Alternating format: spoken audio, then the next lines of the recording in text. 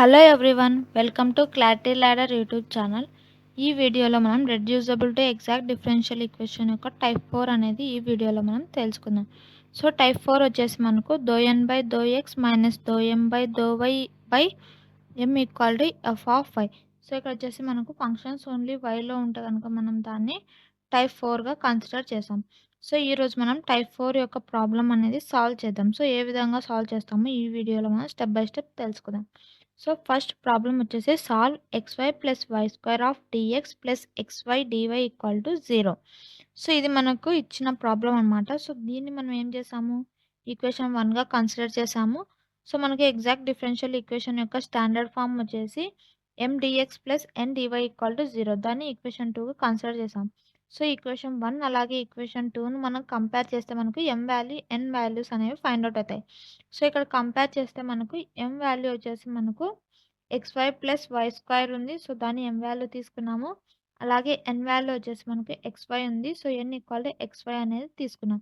So ఇక్కడ మనం compare చేసి మనము m వాల్యూస్ n వాల్యూస్ అనేవి ఫైండ్ అవుట్ చేసాం స్టెప్ 1లో. నెక్స్ట్ స్టెప్ 2 వచ్చేసి finding given equation is exact or not. So ఇచ్చిన ఈక్వేషన్ అనేది ఎగ్జాక్టా కాదా అనేది మనము నెక్స్ట్ స్టెప్లో కనుక్కుంటాం. సో ఇక్కడ వచ్చేసి మనకు కండిషన్ వచ్చేసి m by y is not equal to n by x అయితే కనుక, సో ఈ కండిషన్ కనుక మనకు ట్రూ అయిందనుకో మనకి ఈక్వేషన్ అనేది నాట్ ఎగ్జాక్ట్ అవుతుందన్నమాట. సో మనకు ఒకవేళ ఇక్కడ ఈక్వల్ టు వచ్చిందనుకో ఈక్వేషన్ అనేది ఓన్లీ ఎగ్జాక్ట్ అవుతుంది. సో ఇక్కడ మనకు నాట్ ఈక్వల్ వచ్చింది కాబట్టి మనకు నాట్ ఎగ్జాక్ట్ అనేది అవుతుంది ఈక్వేషన్ అనేది. సో ఈ విధంగా మనము కండిషన్ బేస్ చేసుకొని ఎగ్జాక్టా కాదా అనేది ఫైండ్ అవుట్ చేయాలి. సో ఇక్కడ m బై y వాల్యూ అనేది ఫస్ట్ ఫైండ్ అవుట్ చేసాం. So m by y value వచ్చేసి మనకు ఇక్కడ ఆల్రెడీ m వాల్యూ అనేది ఫైండ్ అవుట్ చేసాం. సో ఆ m వాల్యూ అనేది మనం ఇక్కడ రాసుకున్నాము. సో విత్ రెస్పెక్ట్ టు వైతో చేసాము కాబట్టి మనకి x వాల్యూస్ అనేవి ఏమవుతాయి, కాన్స్టెంట్ అవుతాయి.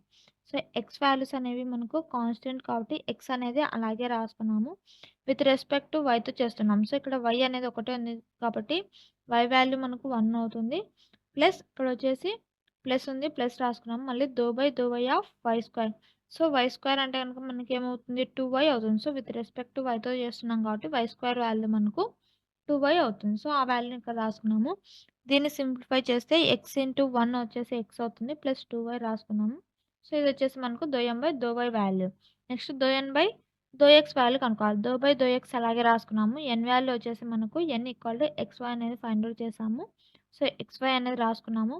మనము విత్ రెస్పెక్ట్ టు ఎక్స్తో చేస్తున్నాం కాబట్టి ఇక్కడ ఎక్స్ అనేది ఒకటి ఉంది కాబట్టి వాల్యూ వచ్చేసి మనకు 1 అవుతుంది. ఇక్కడ y అనేది మనకు కాన్స్టెంట్ అనమాట. విత్ రెస్పెక్ట్ టు ఎక్స్తో చేస్తున్నాం కాబట్టి ఇక్కడ y అనేది కాన్స్టెంట్ అవుతుంది. సో y అనేది అలాగే రాసుకున్నాం. సో 1 ఇంటూ y మనకి ఏమవుతుంది, y అవుతుంది. సో y అనేది ఇక్కడ రాసుకున్నాం. ఇది వచ్చేసి మనకు n బై x యొక్క వాల్యూ. సో ఇక్కడ మనము m by y is not equal to n by x రాసుకున్నాం. సో ఇక్కడ m by y value x plus 2y వచ్చింది. అలాగే n బై x వాల్యూ మనకు y వచ్చింది. సో ఈ రెండింటిని మనం కంపేర్ చేస్తే మనకు నాట్ ఈక్వల్ అవుతాయి. సో నాట్ ఈక్వల్ టు కాబట్టి so the equation is not exact. So equation అనేది మనకు నాట్ ఎగ్జాక్ట్గా మనము కన్సిడర్ చేసామన్నమాట. సో నాట్ ఎగ్జాక్ట్ కాబట్టి మనం ఏం చేసాము, ఇంటిగ్రేటింగ్ ఫ్యాక్టర్ యొక్క టైప్ అనేది ఫైండ్ అవుట్ చేసాం. సో అది మనకు స్టెప్ 3 అనమాట. So finding integrating factor type. So ఇక్కడ ఏం చెప్పాను మీకు, ఫస్ట్ టైప్ 1 కన్సిడర్ చేసాము. సో టైప్ 1 ట్రూ అవుతుందా కాదా అనేది చెక్ చేసుకోవాలి. ఒకవేళ టైప్ 1 అనేది ట్రూ కాకపోతే టైప్ 2 చెక్ చేయాలి. టైప్ 2 ట్రూ కాకపోతే టైప్ 3 కాకపోతే టైప్ 4 అనేది మనం చెక్ చేయాలి. సో ఈ విధంగా నేను అన్ని టైప్స్ అనేవి ఫస్ట్ చెక్ చేసుకోవాలన్నమాట. సో ఫస్ట్ నేను టైప్ 1 అనేది చెక్ చేస్తున్నాను. So first homogeneous. సో హోమోజినియస్లో మనకు డిగ్రీస్ అనేవి సేమ్గా ఉండాలి. సో డిగ్రీస్ అనేవి సేమ్గా ఉండాలి కాబట్టి మనం m వాల్యూస్ n వాల్యూస్ను ఒక పవర్స్ అనేవి చూద్దాం. సో పవర్స్ వచ్చేసి ఇక్కడ xకి 1 ఉంది, వైకి 1 ఉంది. సో ఇవి వచ్చేసి మనకు మల్టిప్లికేషన్లో ఉన్నాయి కాబట్టి పవర్స్ అనేవి యాడ్ చేసాం. సో యాడ్ చేస్తే మనకు డిగ్రీ 2 వచ్చింది. ఇక్కడ వైకి పవర్ 2 ఉంది కాబట్టి 2 అనేది తీసుకున్నాం. సో డిగ్రీస్ 2 అనేది తీసుకున్నాం. నెక్స్ట్ వచ్చేసి వైకి కూడా xy అనేది మల్టిప్లికేషన్లో ఉంది. సో వాటి యొక్క డిగ్రీస్ అనేవి మనం ఏం చేయాలి, యాడ్ చేయాలి. సో ఇక్కడ 1 ఉంది, ఇక్కడ 1 ఉంది. సో యాడ్ చేస్తే మనకు డిగ్రీ అనేది 2 అవుతుంది. సో డిగ్రీ అనేది 2 తీసుకున్నాం. కానీ ఇక్కడ 2 ఉన్నాయి డిగ్రీస్, ఇక్కడ 2 ఉంది. సో ఇక్కడ వచ్చేసి మనకు డిగ్రీస్ అనేవి సేమ్‌గా లేవు అన్నమాట. సో డిగ్రీస్ సేమ్‌గా లేవు కాబట్టి మనము ఇది కూడా ఈ టైప్ అనేది మనకు రాంగ్ అన్నమాట. సో ఈ టైప్‌ని మనము చెక్ చేసాము. సో ఇది మనకు కన్సిడర్ కాలేదన్నమాట. సో నెక్స్ట్ టైప్ 2 అనేది తీసుకున్నాం. సో టైప్ 2 వచ్చేసి మనకు ఫంక్షన్ అనేది f ఆఫ్ xyలో అలాగే g ఆఫ్ xyలో ఉండాలి. అలాగే ఇక్కడ విత్ రెస్పెక్ట్ టు dx చేసేటప్పుడు మనకు y ఉండాలి. అలాగే విత్ రెస్పెక్ట్ టు డీవైతో చేసేటప్పుడు ఇక్కడ ఎక్స్ అనేది ఎక్స్‌ట్రాగా ఉండాలి. సో, ఇవనేవి మనకు ఉన్నాయో లేవో మనం గివెన్ ఈక్వేషన్ బట్టి తెలుసుకుందాం. సో, గివెన్ ఈక్వేషన్ వచ్చేసి మనం ఇక్కడ రాసుకున్నాము. సో, ఇందులో రాసుకుంటే మనకు ఎక్స్‌వై టర్మ్స్ ఉన్నాయి. సో, ఎక్స్‌వై అనేది ట్రూ అయింది. కానీ ఇక్కడ ఎక్స్ టర్మ్ అనేది మిస్ అయింది. సో, ఎక్స్‌వై ఉండాలి కదా! ఎక్స్‌వై లేదు. సో, ఇక్కడ మనకు రాంగ్ అయింది. సో, ఇక్కడ వై ఉంది. సో, ఇక్కడ మనకు వై లేదు. సో, ఇది కూడా రాంగ్ అయింది. ఇక్కడ జీ ఆఫ్ ఎక్స్‌వైలో ఎక్స్‌వై ఉంది. బట్ ఇక్కడ ఎక్స్ అనేది మనకు లేదు. సో, ఇక్కడొచ్చేసి మనకి ఈక్వేషన్ అనేది ట్రూ కాలేదనమాట. సో, కంపేర్ చేస్తే మనకు ఈక్వేషన్ సేమ్‌గా లేదు. సో, సేమ్‌గా లేదు కాబట్టి మనము ఈ టైప్‌ని కూడా మనం కన్సిడర్ చేయలేమనమాట. సో, ఈ టైప్ కూడా మనకు రాంగ్ అనమాట. నెక్స్ట్ టైప్ 3 అనేది చేసాం. సో, టైప్ 3 వచ్చేసి మనకు కండిషన్ వచ్చేసి ∂m/∂y - ∂n/∂x n equal to F of X అనమాట. సో, ఇక్కడ వచ్చేసి మనకు ఫంక్షన్ అనేది ఎఫ్ ఆఫ్ ఎక్స్‌లో అంటే ఎక్స్ యొక్క ఫంక్షన్‌లో ఉండాలనమాట మనకు. సో, ఇక్కడ ∂m/∂y వాల్యూ ఆల్రెడీ మనము ఇక్కడ ఫైండ్ ఔట్ చేసాం. సో, ∂m/∂y వాల్యూ మనకొచ్చేసి x + 2y వచ్చింది. సో, x + 2y రాసుకున్నాము. అలాగే మైనస్ ఉంది కాబట్టి మైనస్ ∂n/∂x వాల్యూ వచ్చేసి మనం ఇక్కడ yగా ఫైండ్ ఔట్ చేసాము. సో, y అనేది రాసుకున్నాను. n వాల్యూ వచ్చేసి మనకి గివెన్ ఈక్వేషన్‌లో xy కాబట్టి xy అనేది రాసుకున్నాను. సో, దీన్ని సింప్లిఫై చేస్తే x ఎలాగుందో అలాగే రాసుకున్నాము. ఇక్కడ 2y మైనస్ ఇప్పుడొచ్చేసి 1y. సో, 2లోంచి 1 పోతే మనకు 1 వస్తుంది కాబట్టి 1y అనేది మిగులుతుంది xy. సో, xy ఎలాగుందో xy అలాగే రాసుకున్నాము. సో, ఇక్కడొచ్చేసి మనకు ఫంక్షన్ అనేది ఓన్లీ ఎక్స్‌లో మాత్రమే డిపెండ్ కావాలనమాట. కానీ మనకి ఇక్కడ ఎక్స్ ఉన్నాయి, వైలో ఉన్నాయి. సో, ఎక్స్‌లో ఉన్నాయి, వైలో ఉన్నాయి. సో, ఇవి 2 దాన్ల మీద డిపెండ్ అయి ఉంటుంది. సో, ఒక దాని మీద అనేది డిపెండ్ కాదు. సో, ఇక్కడ 2 ఫంక్షన్ అనేది డిపెండ్స్ ఆన్ ఎక్స్ అండ్ వైలో డిపెండ్ అయినాయి. సో, మనం ఈ ఈక్వేషన్ అనేది కన్సిడర్ చేయమన్నమాట. సో, ఈ టైప్ కూడా మనకు కన్సిడర్ కాదు. సో, ఓన్లీ మనకి ఎక్స్‌లో ఉంటేనే మాత్రమే మనకు ఈ టైప్ అనేది కన్సిడర్. సో, ఈ టైప్ అనేది ఎక్స్, వైలో ఉంది కాబట్టి మనం ఈ టైప్‌ని కూడా మనకు కన్సిడర్ కాదనమాట. నెక్స్ట్ టైప్ 4 అనేది చెక్ చేస్తాను. సో, టైప్ 4 యొక్క కండిషన్ వచ్చేసి ∂n/∂x - ∂m/∂y m equal to F of I. So, ఇక్కడ వచ్చేసి ఫంక్షన్స్ అనేవి ఓన్లీ వైలో ఉండాలి. సో, ఇక్కడ వచ్చేసి మనము ∂n/∂x value already find out చేసాము. ఇది వచ్చేసి మనకు y అని తెలుసు. సో, y రాసుకున్నాము. Minus ∂m/∂y value x plus 2y అనేది రాసుకున్నాం. సో, మైనస్ ఉంది కాబట్టి మైనస్ రాసుకున్నాం బై m వాల్యూ మనకు గివెన్ ఈక్వేషన్‌లో m వాల్యూ అనేది ఫైండ్ ఔట్ చేసాము. xy plus y². So, xy plus y² అనేది రాసుకున్నాం. సో, దీని నుంచి మనకు ఏమైనా సింప్లిఫికేషన్ అవుతుందేమో సింప్లిఫికేషన్ అనేది చేసుకోవాలి. So, y అలాగుంది. మైనస్‌తో మల్టిప్లై చేస్తే గనుక మనకు -x -2y. So, -x -2y. So, ఇక్కడ y ఉంది. ఇక్కడ y² ఉంది. సో, దీంతో మనము y అనేది కామన్ తీసుకోవచ్చు. సో, y కామన్ తీస్తే మనకు x ప్లస్ y అనేది వస్తుంది. సో, x ప్లస్ y వచ్చినాక ఇక్కడ y ఉంది. ఇక్కడ -2y ఉంది. సో, -2yలో ఉండి ప్లస్ y పోతే మనకు -y వస్తుంది. సో, -x ఉంది కాబట్టి -x -2yలో ఉండి y పోతే మనకు -y అవుతుంది. తర్వాత y of x plus y అనేది సేమ్ అలాగే రాసుకున్నాము. సో, దీంతో మనకి ఏవైనా క్యాన్సిల్ అవుతాయేమో చూసుకోవాలనమాట. సో, ఇక్కడొచ్చేసి మనకు x ప్లస్ y ఉంది. సో, ఇక్కడ మైనస్, మైనస్ ఉంది. మైనస్, మైనస్ కామన్ తీస్తే మనకి x ప్లస్ y అవుతుంది. y of x plus y అవుతుంది. సో, ఇక్కడ x ప్లస్ y కామన్‌గా ఉంది కాబట్టి క్యాన్సిల్ చేసాము. క్యాన్సిల్ చేస్తే -1/y అనేది మనకు మిగులుతుంది. సో, -1/y అనేది మిగిలింది. సో, ఇదొచ్చేసి మనకు వైలో వచ్చింది. సో, ఇక్కడొచ్చేసి మనకు ఆన్సర్ వైలో వచ్చింది. సో, మనకిక్కడ కండిషన్ ఏంది? ఫంక్షన్ అనేది వైలో రావాలనమాట దీన్ని సింప్లిఫై చేసి. సో, మనకు ఫంక్షన్ అనేది వైలో వచ్చింది. సో, ఇక్కడొచ్చేసి ఫంక్షన్ అనేది వైలోనే డిపెండ్ అయిందనమాట ఈక్వేషన్ అనేది.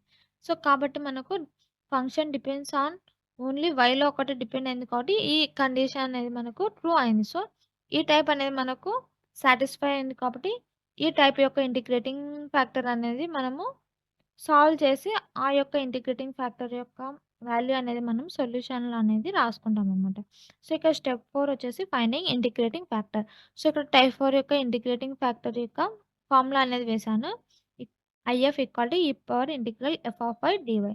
సో, ఇక్కడొచ్చేసి మనకు e power integral f of y value మనకి ఏమొచ్చింది ఫైండ్ ఔట్ చేస్తే -1/y వచ్చింది. సో, -1/y డీవై రాసుకున్నాము. సో, మైనస్ అనేది బయటికి తీసుకున్నాము. సో, మనకొచ్చేసి ఇంటిగ్రల్ 1/y డీవై వాల్యూ ఏమవుతుంది? lny అవుతుంది. సో, lny అవుతుంది కాబట్టి lny అనేది ఇక్కడ రాసుకున్నాను. సో, ఇక్కడొచ్చేసి మనకు మైనస్ ఉంది. సో, ఈ మైనస్ అనేది ఇక్కడ తీసుకొని 1/yగా రాసుకోవచ్చు. సో, ఇక్కడ నేను 1/yగా రాసుకున్నాను. తర్వాత ఇక్కడ ఎక్స్‌పోనెన్షియల్ లాగరిథం అనేది మనకు ఆపోజిట్ కాబట్టి ఇవి 2 మనము క్యాన్సిల్ చేసుకోవచ్చనమాట. ఎక్స్‌పోనెన్షియల్ అలాగే లాగరిథం అనేది. సో, ఆ 2 క్యాన్సిల్ చేస్తే మనకు 1/y అనేది వచ్చింది. సో, ఐఎఫ్ వాల్యూ మనకు 1/y అనేది ఫైండ్ ఔట్ అయింది. నెక్స్ట్ స్టెప్ 5 వచ్చేసి ఫైండ్ సొల్యూషన్. తర్వాత సొల్యూషన్ అనేది ఫైండ్ ఔట్ చేయాలి. సో, సొల్యూషన్ అనేది ఎలా ఫైండ్ ఔట్ చేస్తాము? By using formula if of integral m dx plus integral n dy equal to c. So, ఇక్కడ వచ్చేసి mతో మనము ఇంటిగ్రేట్ చేసేటప్పుడు y వాల్యూస్ అనేవి కాన్స్టెంట్ ఉంటాయి. n వాల్యూస్‌ని ఇంటిగ్రేట్ చేసేటప్పుడు excluding x terms. x terms అనేవి మనకు 0 అవుతాయి. అవి ఎప్పుడు 0 అవుతుంది? ఇంటిగ్రేషన్ మొత్తం xలో ఉన్నప్పుడు. మల్టిప్లికేషన్‌లో కానీ డివైడెడ్ బైలో కానీ మనకు ఉంటే గనక మనకు x వాల్యూస్ అనేవి ఇంటిగ్రేషన్ అనేవి మనకు 0 అవుతుందన్నమాట టోటల్‌గా.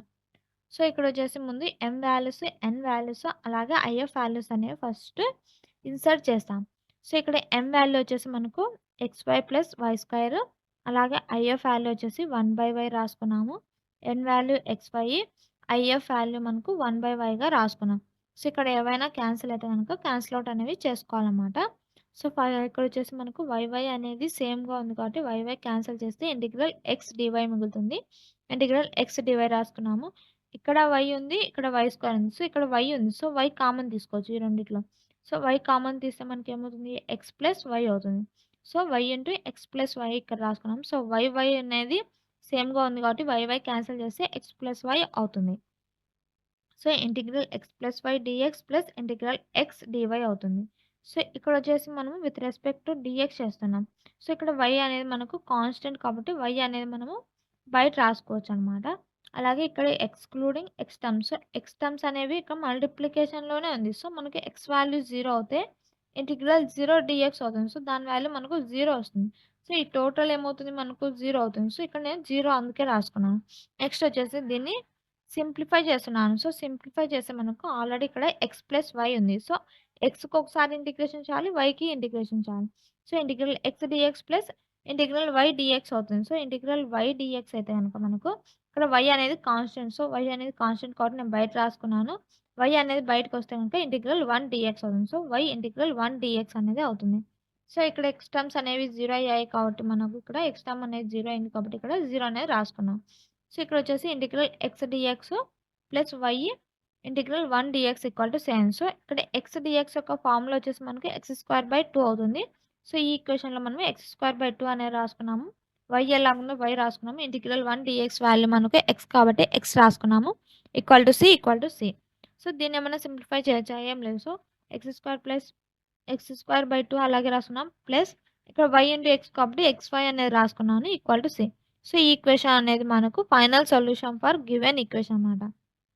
సో, మనకు ఇచ్చిన ఈక్వేషన్‌కి ఇది ఫైనల్ సొల్యూషన్ అన్నమాట. సో, దీన్ని మనం ఏ విధంగా సింప్లిఫికేషన్ చేయొచ్చా అంటే ఇంకా లేదు. సో, ఇది మనకు ఫైనల్ సొల్యూషన్ అన్నమాట ఇచ్చిన ప్రాబ్లమ్‌కి. సో, ఈ వీడియో గనుక మీకు నచ్చినట్టయితే లైక్ చేయండి, షేర్ చేయండి అండ్ సబ్స్క్రైబ్ చేయండి. Thank you for watching.